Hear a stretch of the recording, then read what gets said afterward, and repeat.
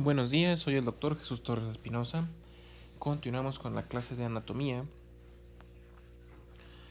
en la cual en las clases anteriores estuvimos revisando la primera porción del tubo digestivo, que es la cavidad oral, ¿sí? La boca. Esta es la porción inicial donde inicia también la digestión, ¿sí? Es el punto donde se van a triturar y moler los alimentos para empezar a mezclarlos con enzimas digestivas como la saliva. Ahorita todavía nos falta ver las glándulas salivales, pero vamos a iniciar ahora con la segunda porción, que es la faringe. La faringe tiene la particularidad de que va a conectar o a comunicar tres porciones o tres cavidades. ¿Sí? Va a ser parte tanto del aparato digestivo como del aparato respiratorio, en el sentido en el que tiene una porción que comunica con la nariz, una porción que comunica con la boca y otra porción que comunica con la laringe. La laringe viene a ser la tercera porción del aparato respiratorio. En el caso del aparato digestivo, pues su primera porción es la boca, la segunda es la faringe, la siguiente sería el esófago. En el caso del respiratorio, la primera porción es la nariz, sigue la faringe y luego sigue la laringe. ¿Sí? Entonces, esta faringe va a ser un conducto tanto músculo membranoso que comunica estas tres cavidades. Músculo membranoso, pues porque va a estar recubierto de mucosa y de algunas membranas, y muscular porque varias partes de la faringe contienen músculos. Entonces, concepto, ¿qué es en sí la faringe? La faringe va a ser un conducto musculomembranoso, como les acabo de decir, que sirve de paso para el aire hacia la laringe y los alimentos hacia el esófago. Esta comunicación pues es la razón por la cual a veces cuando un paciente presenta un episodio de emesis o vómito, pues puede pasar que haya salida de este líquido, de este material por la nariz. O en el caso de los pacientes que tienen una pérdida de conciencia, pues que haya salida de este material, bueno, que este material pues se vaya por la vía respiratoria, generándonos una broncoaspiración que puede comprobarnos o complicarnos a nuestro paciente. Ahora, como también forma parte del aparato respiratorio, resulta que también sirve como aparato u órgano de resonancia para la fonación, o sea, para la formación de las palabras. Entonces lo veremos también un poco ya menos a fondo cuando veamos el aparato respiratorio. Resulta que tiene un anillo linfático. Ese anillo linfático es una serie de tejidos que contienen material linfático o de defensa, entre ellos pues las amígdalas o anginas. Y esto va a servirnos de protección para la vía tanto digestiva como respiratoria como óptica, porque también los oídos, los conductos auditivos, pueden desembocar en la faringe. Es por eso que, por ejemplo, un paciente con una faringitis, sí, una infección de la faringe o una laringitis, puede llegar a tener dolor de oído. ¿Sí? Entonces, a través de la trompa de Eustaquio que comunica el oído o las cajas del oído con la faringe. Tiene una forma que podríamos considerar infundibuliforme o de uso, o lo más sencillo para ustedes es decir que tiene forma de cilindro, ¿sí? Forma cilíndrica. Tiene una forma más ensanchada en la parte media y es más estrecha en la parte superior y aún más estrecha en la parte inferior. Entonces, si la dibujáramos,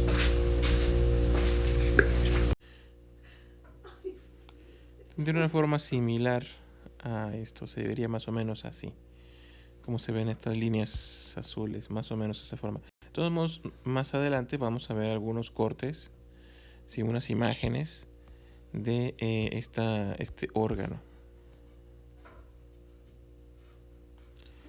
¿Sí? Ahora, su longitud va a medir entre 13 y 14 centímetros, varía según los individuos. ¿Sí? 13 y 14 centímetros de longitud, 5 de ancho, 5 transversalmente y 2.5 en su parte, 5 de ancho en la parte más ancha, en la parte media, y 2.5 en la más estrecha, que es la que comunica ya con esófago y laringe. Los límites, hacia arriba va a limitar con la base del cráneo. ¿Sí? literalmente con la base del cráneo, topa ahí arriba. ¿Con qué va a topar ahí arriba? Con la unión de los temporales, parte del occipital, parte del esfenoides, ¿sí? Hacia abajo termina en el borde inferior de la sexta vértebra cervical y luego ya se continuaría con el esófago, ¿sí? Recuerden que el esófago inicia entre la 6 y 7 vértebra cervical, mientras que pues la faringe pues va a terminar a la sexta o séptima cervical también, o sea, ese sería el límite inferior. La ubicación pues va a ser un órgano medial, es un órgano único, no hay dos faringes, solamente hay una faringe. Se encuentra por delante de la columna cervical, que también la columna cervical pues nos va a servir de límite posterior, ¿sí? También se encuentra por detrás tanto de la nariz como la boca y de la vía respiratoria. Aquí vemos un corte medial, ¿sí?, de un cuerpo humano, donde vemos, primero vamos a identificar cada cosa por un color. Primero tenemos la cavidad nasal. Esta es la cavidad nasal.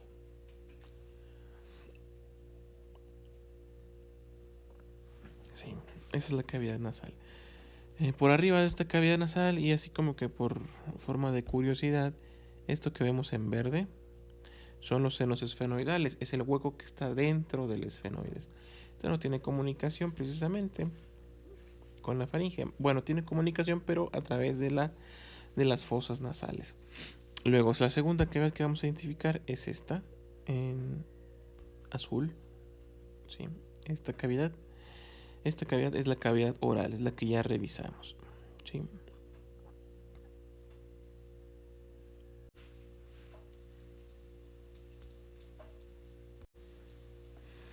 Ahora, si identificamos el esófago va a empezar como por aquí más o menos. Podríamos contar las vértebras. Entonces el esófago empezaría a partir de aquí, ¿sí?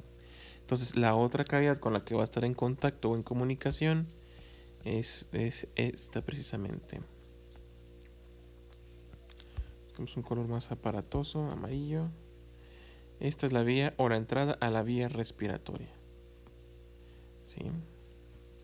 Aquí pues lo único que va a evitar que el alimento vaya de la faringe a la laringe es un pequeño cartílago que encontramos aquí. Es este cartílago que es la epiglotis. El resto del tubo cartilaginoso empieza por aquí, ¿sí? Entonces lo que hace esta epiglotis es que cada vez que deglutimos, ¿sí?, que pasamos el alimento por la boca hacia la faringe, va a bajar esta epiglotis tapando la entrada a la vía respiratoria. Es por esa la razón que cada vez que deglutimos, pues el alimento no va a pasar hacia la laringe, ¿sí? Entonces tenemos ya reconocidas 4 cavidades, la nariz, la boca, la laringe y el esófago, que van a tener contacto o comunicación con esta faringe, ¿sí? Y como dije, pues van a extenderse desde la base del cráneo. Esa es otra cosa importante. Acá arriba está la base del cráneo, ahí en el esfenoides, hasta la sexta vértebra cervical, por aquí. Entonces más o menos empezamos a contar 1, 2, 3, 4. Este es un fragmento de una de las vértebras, que es el axis. Entonces en realidad tendríamos aquí casi juntas, casi al mismo nivel, la 1 y la 2. Luego tendríamos tercera, cuarta, quinta, sexta vértebra cervical. Por eso les enmarqué aquí el inicio del esófago. Relaciones. ¿Qué elementos anatómicos vamos a encontrar cerca de la faringe? Pues para empezar, ya les mencioné todas las cavidades que hay en contacto con. Relaciones, otras relaciones. Primero tendríamos las cefálicas o superiores y las caudales o inferiores. Cefálicas tenemos varias, entre ellas el cuerpo del esfenoides que vimos en la imagen anterior y la porción basal del occipital, ¿sí? Podría haber ahí tal vez algo en relación con el peñasco, por su relación que tenemos con el oído, el peñasco del temporal. Hacia abajo, caudales, pues con el esófago, ¿sí? Prácticamente ya las hemos mencionado todas. Fosas nasales y cavidad bucal están hacia adelante. Estas son otras, las posteriores, con que está hacia atrás, con la aponeurosis y la aponeurosis de los músculos prevertebrales, los músculos que se insertan en las vértebras cervicales. Y a través de estos músculos cervicales pues va a estar en contacto con los cuerpos, las apófisis transversas de las primeras 6 vértebras cervicales.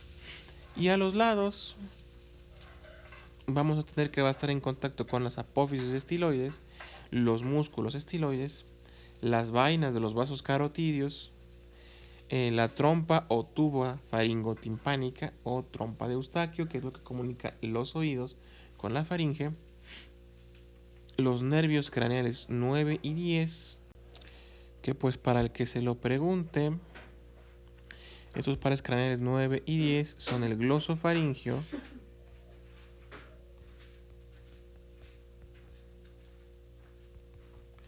que es el número 9, y el neumogástrico,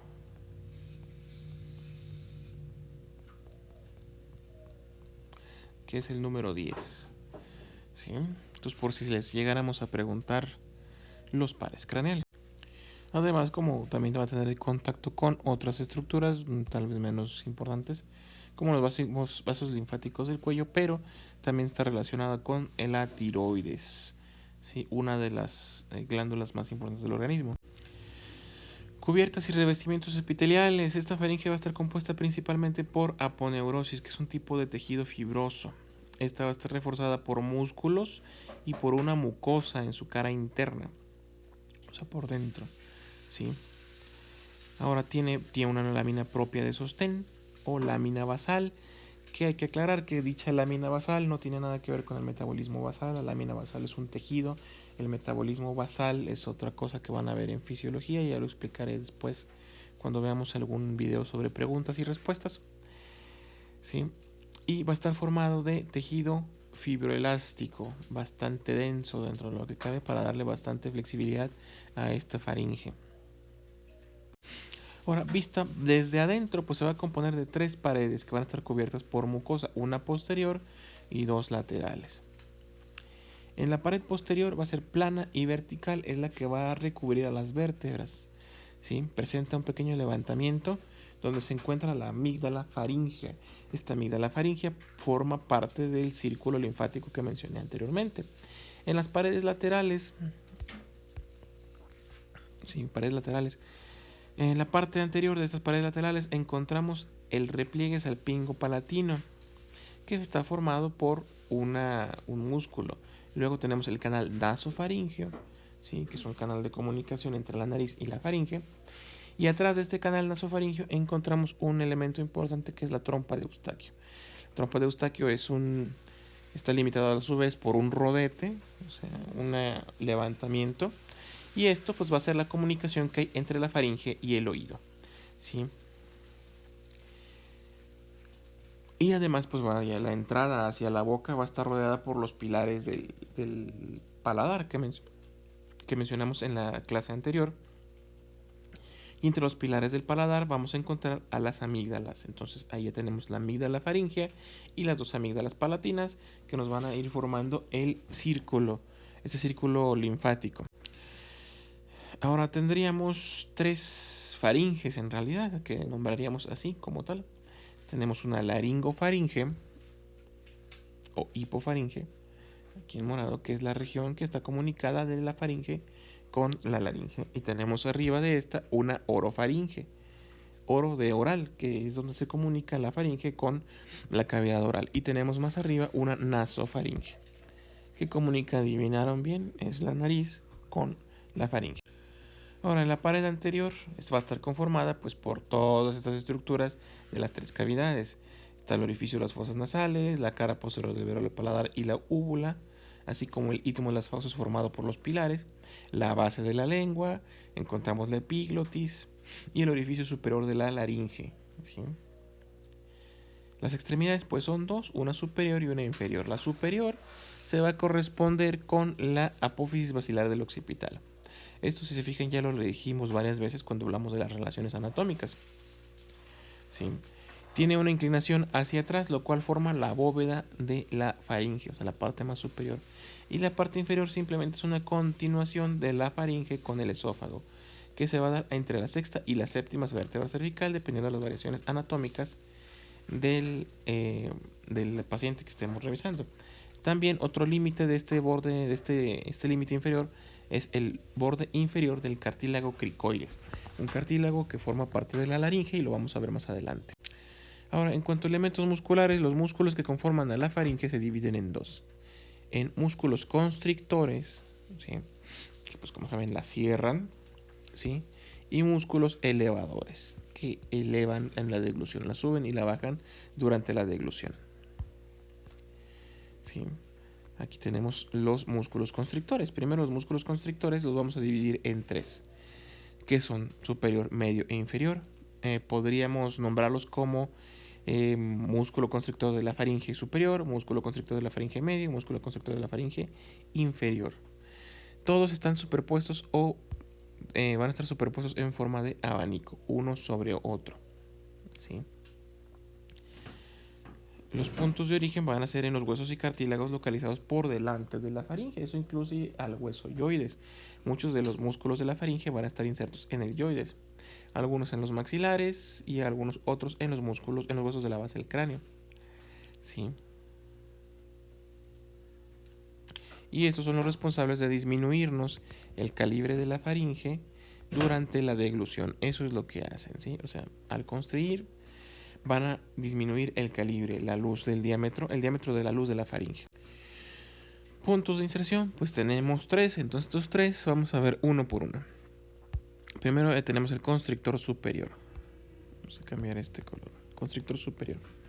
Este se va a insertar en 4 puntos. Uno es a nivel del ala interna de la apófisis pterigoides del esfenoides. Otro en el rafet pterigomandibular. Es un punto de sostén o tendinoso de varios músculos que se encuentra entre la pterigoides y la mandíbula. Otro en la línea miloioidea mandibular que se encuentra en el maxilar inferior. Y otro en el borde de la lengua. ¿Sí? Es por eso que se puede constriñir durante la deglución. Luego tenemos el constrictor medio, que se va a insertar en 2 puntos, en el hueso yoides y en el ligamento estiloioideo. El ligamento estiloioideo forma parte del ramillete de Riolano y va de la apófisis estiloides que encontramos en la parte inferior del temporal hasta el hueso yoides. Más adelante podríamos ver una clase específicamente nada más del hueso yoides para que vean todos los elementos que se insertan ahí.